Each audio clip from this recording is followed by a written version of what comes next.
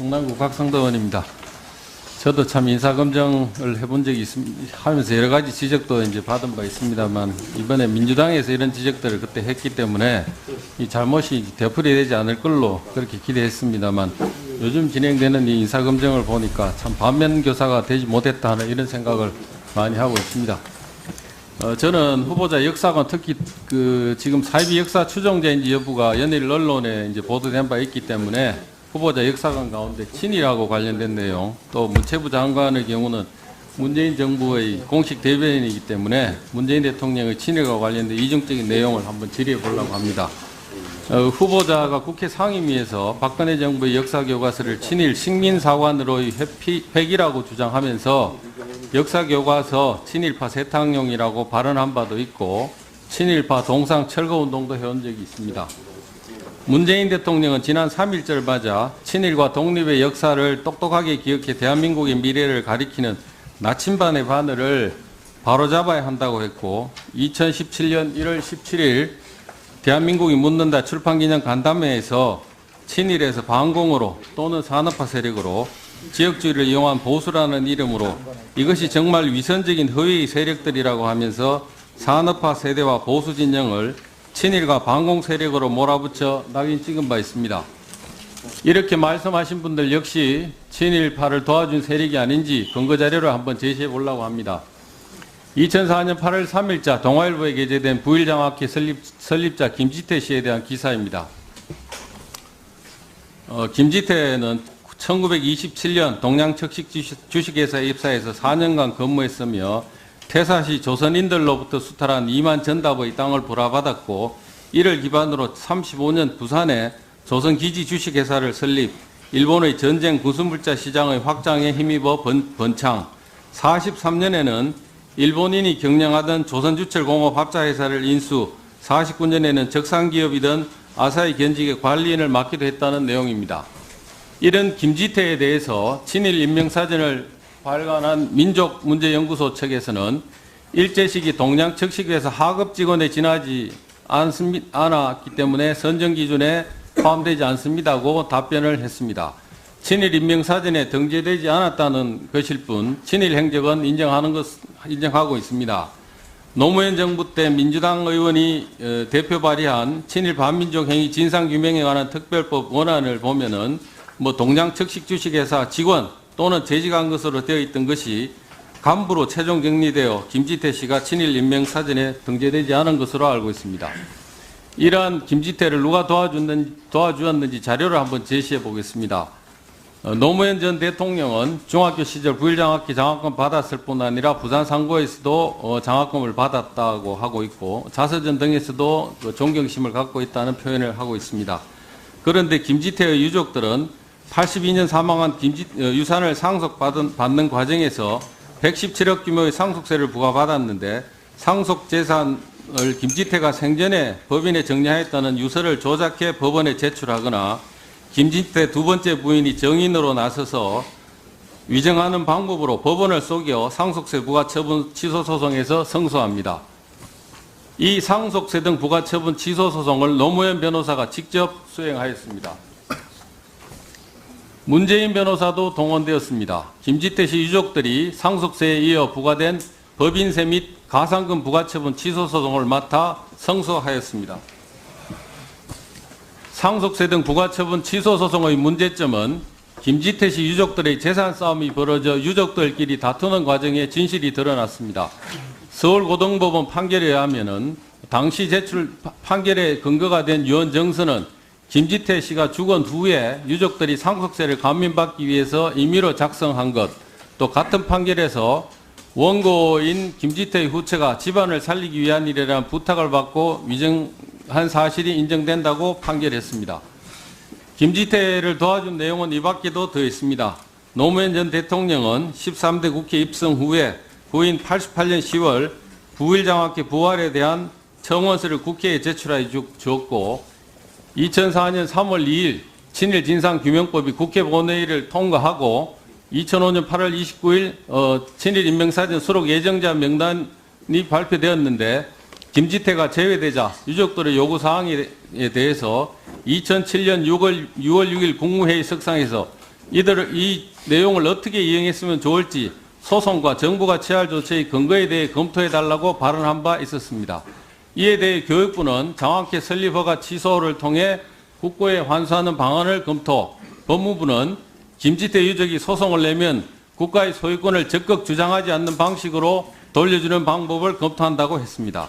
문재인 현 대통령도 노무현 정부에서 민정수석, 시민사회수석, 비서실장을 거쳤고 다양한 방식으로 유족들을 비호하는 발언을 쏟아내거나 정치적으로 활용했습니다. 문재인 대통령은 지금부터 2년 뒤인 2019년까지 공동체를 배반하고 억압한 세력을 버려야 한다며 친일 적폐 청산 의지를 밝힌 만큼 친일파 김지태와 그 유족 지키기에 나서 공동체를 배반한 적폐도 이번에 밝혀내서 꼭 청산해 주실 것을 부탁드립니다. 후보자께서는 벽조 홍명희 문학제를 이끌어오면서 홍명희 문학비를 세우는 데 앞장서거나 8.15 대첩전 때 북한을 찾아가 홍명희의 손자인 홍석준과 만나기도 한 바 있습니다. 그런데 홍명희의 조부인 홍승목은 일제강점기에 친일 상업단체인 제국실업회의 회장을 맡아 일진의 합방 청원운동에 가담하였고 조선 총독부의 중추원 찬의로 임명되거나 기부금을 헌납, 그 공로로 각종 훈장과 기념장을 수여받은 친일파로서 친일 인명사전에도 등재되어 있습니다. 홍승목의 후손들 대부분은 6.25 전 월북한 상태고 남아있는 후손이 유족들의 재산에 대해서 친일국가 기속결정이 내려지자 국가를 상대로 취소소송을 제기했다가 패소하였습니다. 이 재판에서 현재 홍명희 문학비, 고택 등이 보존되어 있는 계산업, 재원리, 365 토지 등 일대의 많은 토지를 홍명희가 1912년 일제로 사전받은 사실을 발견했는데 홍명희는 26세에 불과해서 이 또한 친일파 홍성묵이 일제로부터 사전받은 재산으로 함께 볼 수 있습니다. 등기부 등본을 확인해본 결과 해당 토지 및 거부의 소유주는 여전히 홍명희의 소유로 되어 있는데 친일파의 후손이자 6.25를 기점으로 월북한 자의 재산을 국가가 반수하지 않고 아직까지 그 소유권을 인정하고 있다는 것도 이해하기 힘든 현실입니다. 친일 청산과 과거사 정리를 천명한 현 정부와 친일 비하의 반감을 표현해왔던 후보자께서 홍명희와 관련된 친일 재산 환수, 친일 적폐도 청산될 수 있도록 해주시기 바랍니다. 후보자께서 두 건 다 이렇게 청산될 수 있도록 노력하실 거죠? 네. 돌려주는 방법을 검토한다고 했습니다. 문재인 현 대통령도 노무현 정부에서 민정수석, 시민사회수석, 비서실장을 거쳤고 다양한 방식으로 유족들을 비호하는 발언을 쏟아내거나 정치적으로 활용했습니다. 문재인 대통령은 지금부터 2년 뒤인 2019년까지 공동체를 배반하고 억압한 세력을 버려야 한다며 친일 적폐 청산 의지를 밝힌 만큼 친일파 김지태와 그 유족 지키기에 나서 공동체를 배반한 적폐도 이번에 밝혀내서 꼭 청산해 주실 것을 부탁드립니다. 후보자께서는 벽조 홍명희 문학제를 이끌어오면서 홍명희 문학비를 세우는 데 앞장서거나 8.15 대첩전 때 북한을 찾아가 홍명희의 손자인 홍석준과 만나기도 한 바 있습니다. 그런데 홍명희의 조부인 홍승목은 일제강점기에 친일 상업단체인 제국실업회의 회장을 맡아 일진의 합방 청원운동에 가담하였고 조선 총독부의 중추원 찬의로 임명되거나 기부금을 헌납, 그 공로로 각종 훈장과 기념장을 수여받은 친일파로서 친일 인명사전에도 등재되어 있습니다. 홍승목의 후손들 대부분은 6.25 전 월북한 상태고 성남구 곽성도원입니다.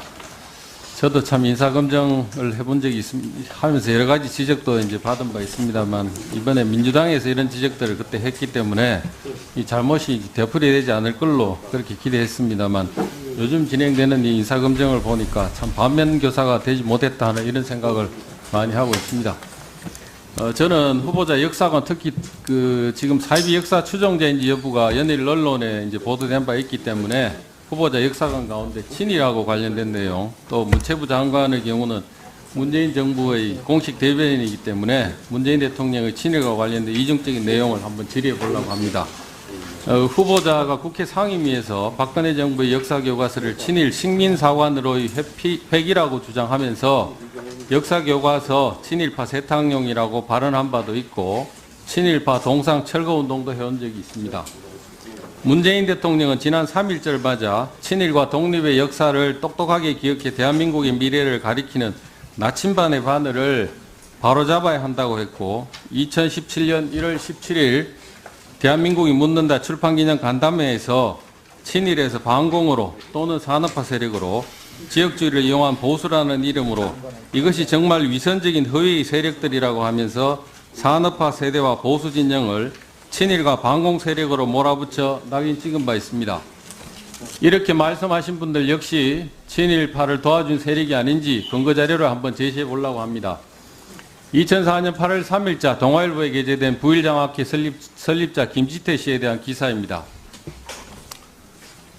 김지태는 1927년 동양척식 주식회사에 입사해서 4년간 근무했으며 퇴사 시 조선인들로부터 수탈한 2만 전답의 땅을 불화받았고 이를 기반으로 35년 부산에 조선기지 주식회사를 설립, 일본의 전쟁 구수물자 시장의 확장에 힘입어 번창, 43년에는 일본인이 경영하던 조선주철공업 합자회사를 인수, 49년에는 적산기업이던 아사히 견직의 관리인을 맡기도 했다는 내용입니다. 이런 김지태에 대해서 친일 인명사전을 발간한 민족문제연구소 측에서는 일제시기 동양척식회사 하급 직원에 지나지 않았기 때문에 선정 기준에 포함되지 않습니다고 답변을 했습니다. 친일 인명사전에 등재되지 않았다는 것일 뿐 친일 행적은 인정하고 있습니다. 노무현 정부 때 민주당 의원이 대표 발의한 친일 반민족 행위 진상규명에 관한 특별법 원안을 보면은 동양척식주식회사 직원 또는 재직한 것으로 되어 있던 것이 간부로 최종 정리되어 김지태 씨가 친일 인명사전에 등재되지 않은 것으로 알고 있습니다. 이러한 김지태를 누가 도와주었는지 자료를 한번 제시해 보겠습니다. 노무현 전 대통령은 중학교 시절 부일장학회 장학금 받았을 뿐 아니라 부산 상고에서도 장학금을 받았다고 하고 있고 자서전 등에서도 존경심을 갖고 있다는 표현을 하고 있습니다.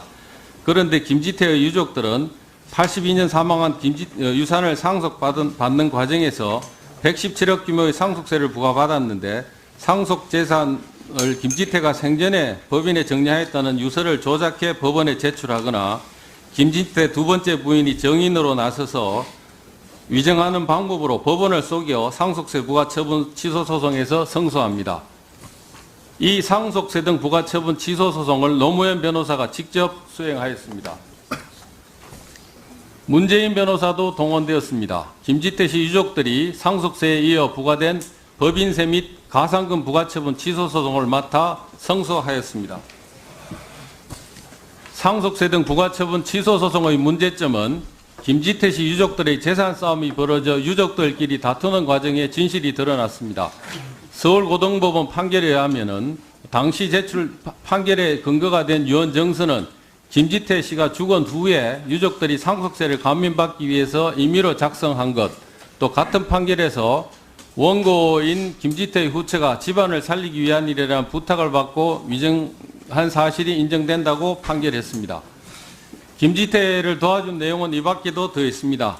노무현 전 대통령은 13대 국회 입성 후에 부인 88년 10월 부일장학회 부활에 대한 청원서를 국회에 제출하여 주었고 2004년 3월 2일 친일 진상규명법이 국회 본회의를 통과하고 2005년 8월 29일 친일 인명사전 수록 예정자 명단이 발표되었는데 김지태가 제외되자 유족들의 요구사항에 대해서 2007년 6월 6일 국무회의 석상에서 이 내용을 어떻게 이행했으면 좋을지 소송과 정부가 취할 조치의 근거에 대해 검토해달라고 발언한 바 있었습니다. 이에 대해 교육부는 장학회 설립허가 취소를 통해 국고에 환수하는 방안을 검토, 법무부는 김지태 유족이 소송을 내면 국가의 소유권을 적극 주장하지 않는 방식으로